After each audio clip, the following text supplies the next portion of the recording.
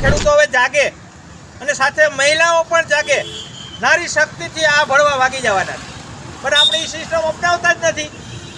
એકની એક વાત, ખેડૂતોની સમસ્યાઓ 1000 છે પણ આપણી એકતા નથી. 1 કલાકમાં બેવડી ના વરી જાય.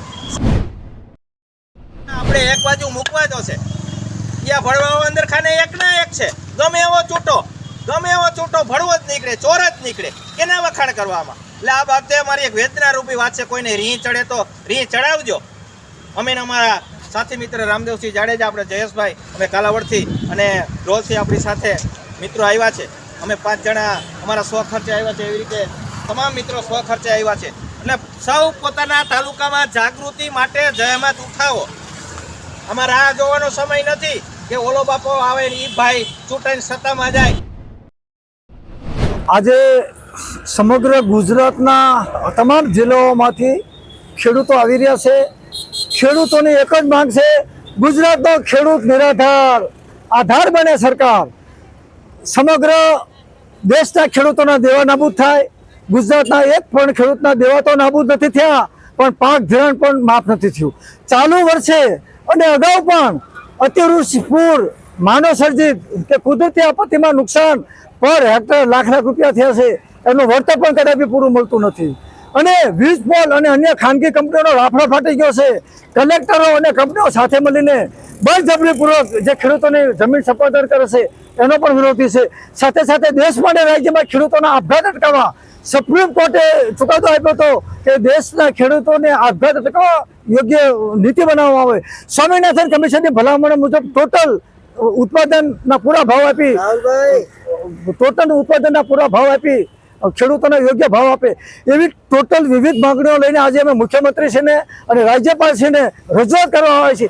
સાથે સાથે આજ ખુશીનો દિવસ છે કે આપણા લાલ બહાદુર શાસ્ત્રીનો જન્મદિવસ છે અને એમનો નારો હતો જય જવાન જય કિસાન. અને મહાત્મા ગાંધી બાપુનો પણ જન્મદિવસ છે. એમનો નારો હતો સત્ય ઈચ્છા ચોરી ન કરવી, વણજો તું ન સંઘરવું. આ દેશના વેપારીઓ ખેડૂતો પાસેથી મફતમાં લઈ લે છે અને સંગ્રહ કરીને અને મોંઘા ભાવ વેચે છે. તો એ માટે ભાવ નિયંત્રણ કાયદો આવે, ખેડૂતોને પૂરતા ભાવ મળે અને બજારમાં સસ્તા ભાવે મળે એવી વ્યવસ્થા કરે.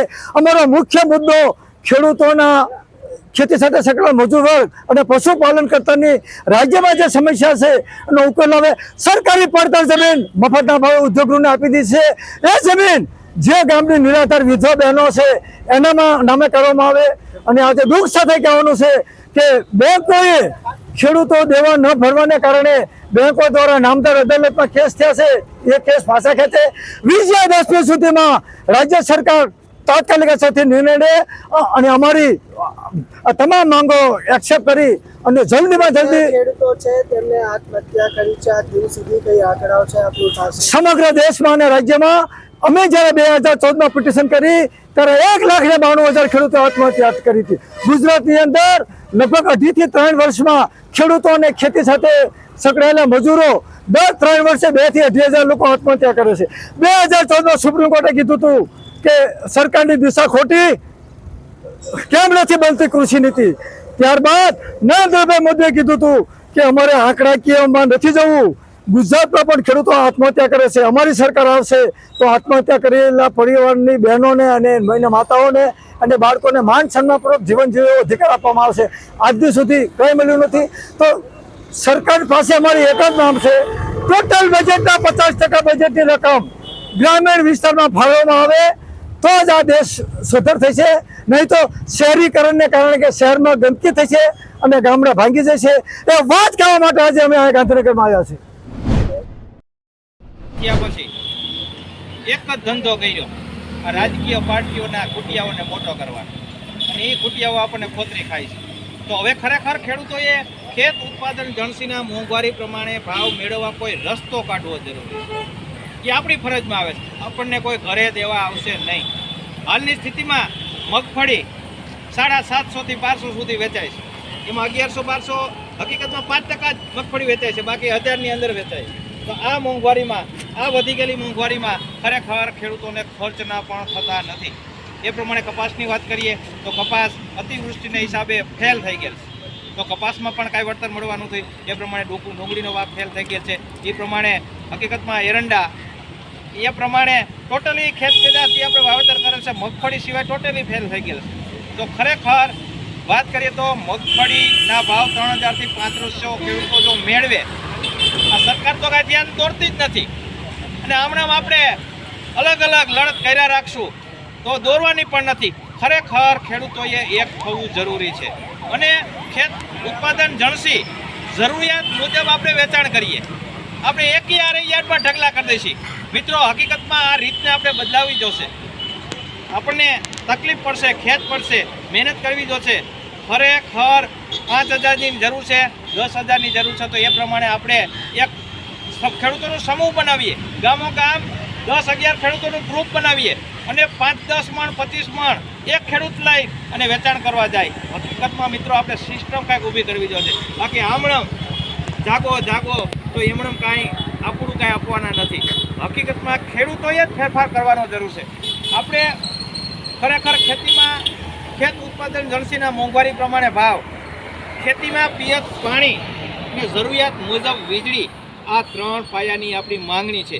જો આપણે આ માંગણીઓ નહીં પૂરી પડાવી શકીએ તો આની 97 જાતની આ બેકાર બનાવવાની, ખેડૂતોને ભિખારી બનાવવાની જે યોજનાઓ છે એ આપણને 2 પાંદડે થવા દેવાની નથી. આ 2000 આ કિસાન સન્માન યોજના એ આપણને ફાયદાકારક નથી. આપણને આ બેકાર અને ભિખારી બનાવવાની યોજના છે.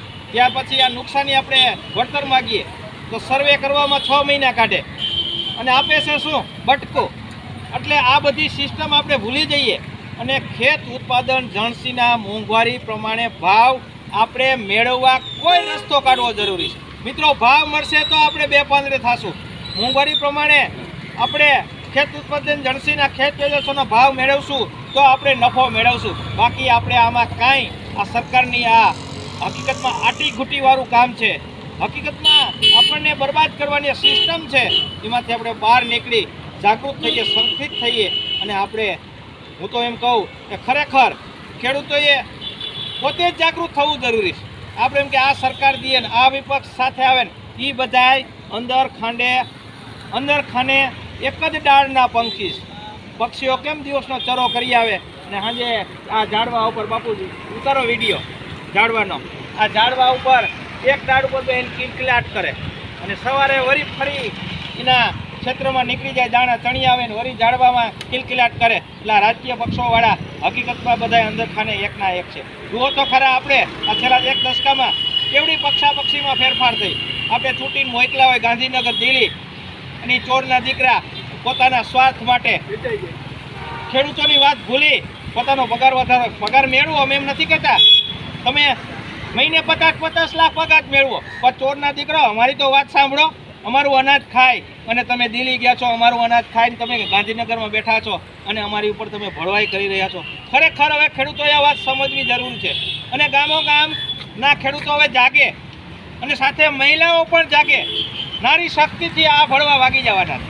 પણ આપણે એ સિસ્ટમ અપનાવતા જ નથી. એકની એક વાત, ખેડૂતોની સમસ્યાઓ 1000 છે પણ આપણી એકતા નથી. 1 કલાકમાં બેવડી ના વરી જાય. શું ન થાય? આ ખરપિયો કાલાવડથી ચાલુ થયો છે, રાજકોટમાં નવાઈ ગાંધીનગર પહોંચ્યો છે. આ ખરપિયો લઈને ખેડૂતોએ બહાર નીકળવું જોશે. આ રાજકીય ઝંડા આપણે એક બાજુ મૂકવા જોશે. ત્યાં ભળવાઓ અંદર ખાને એકના એક છે. ગમે એવો છૂટો ભળવો જ નીકળે, ચોર જ નીકળે. કેના વખાણ કરવામાં? એટલે આ બાબતે અમારી એક વેદના રૂપી વાત છે. કોઈને રીહ ચડે તો રીહ ચડાવજો.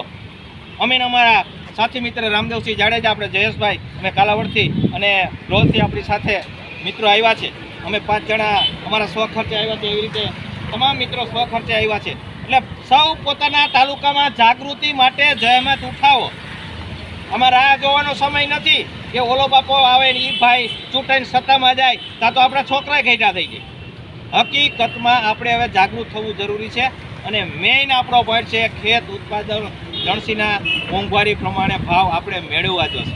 કોઈ ઘરે દેવા આવવાનું નથી. એટલે આ બાબતે મિત્રો જે કાંઈ અમારી બોલવામાં ચૂક થતી હોય, ભૂલ થતી હોય તો માફ કરજો. ખુદ ખેડૂતો જાગો. Very good.